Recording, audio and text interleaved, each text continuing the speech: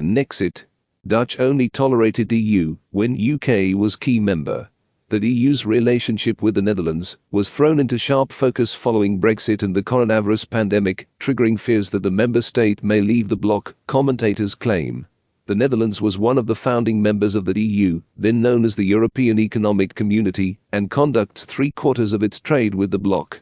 The nation takes part in every single European program which has been rolled out and neighbors one of the bloc's largest member states, Germany.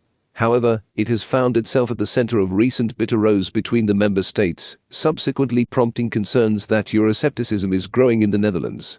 The Dutch have pushed back against the plans for big spending on post-pandemic recovery and is one of the so-called frugal four, along with Austria, Denmark, and Sweden, who resisted the EU budget last year.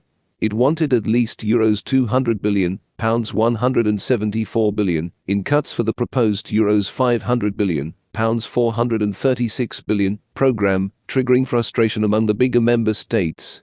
Indeed, Europe correspondent Caroline de Gruyter claimed the Dutch have been skeptical about European integration for a long time, and even adopted a particularly tough stance in the bloc up until the UK joined in 1973.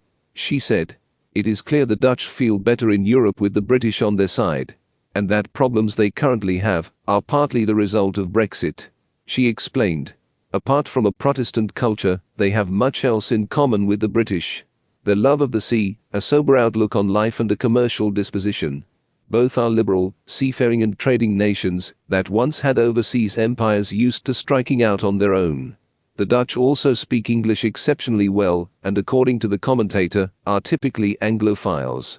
Like the British, the Dutch had only looked for a loose international alliance in the aftermath of World War II, and were subsequently opposed to the idea of joining political forces with its European neighbors. However, Ms. de Gruyter claimed the Netherlands had little choice at the time, as its economy was in dire straits following the war, so instead the nation came up with a plan. Ms. de Gruyter added, "From the first day, The Hague had a mission: to get the UK to join. Once Britain joined, the Netherlands had a companion in its liberal battles.